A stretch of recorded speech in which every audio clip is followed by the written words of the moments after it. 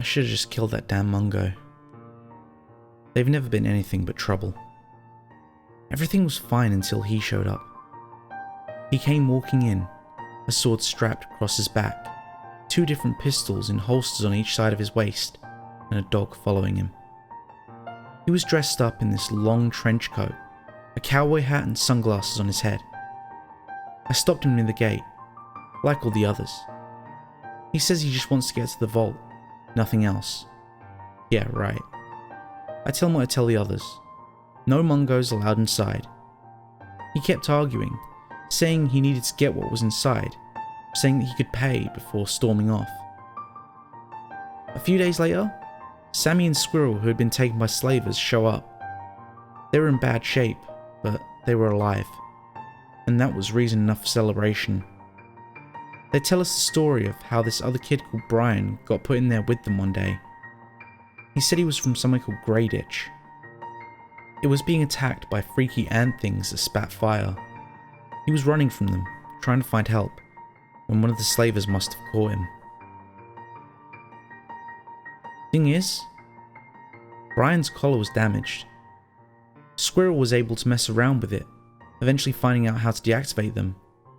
Then, under the cover of night, the 3 of them made their escape. They got out of Paradise Falls through a sewer pipe, but then popped out near some slaver on patrol. Brian throws himself at the guy and tells them to run, and they ran.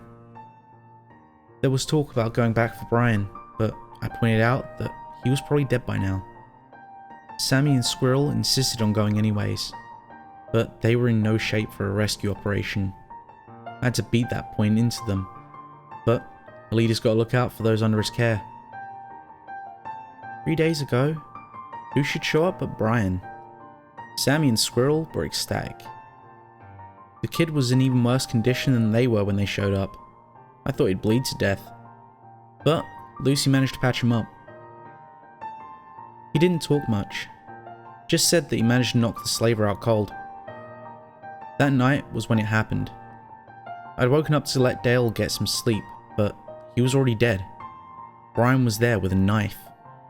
He looked at me, frowned, and opened the gates before slicing his own throat. Before I could do anything, a bunch of slavers were everywhere. Zip tried to jump on one of them, but he got whacked on the head and carried off.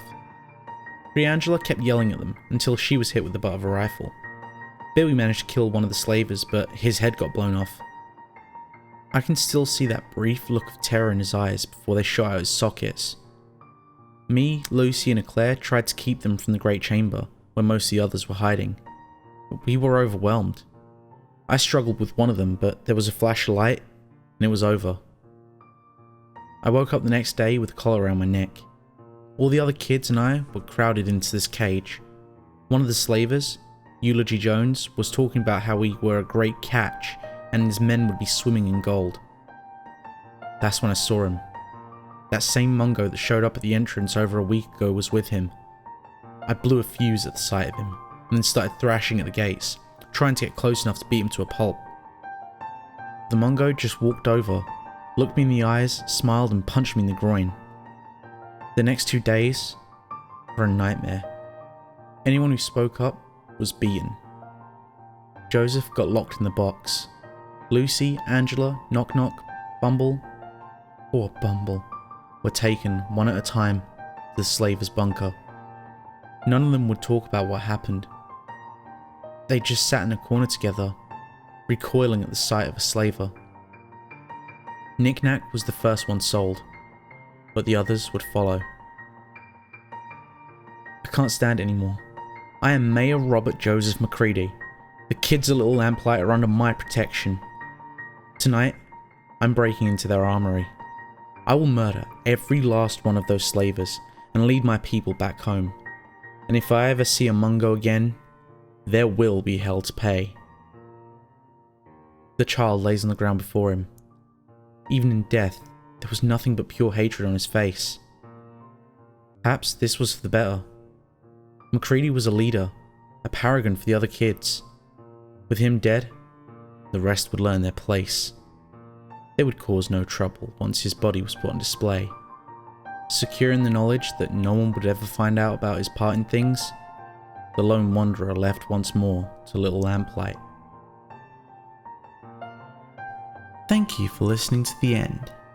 If you enjoyed today's video, don't forget to click that like button, and if you haven't already, make sure to subscribe and tap the bell icon to make sure you never miss a story.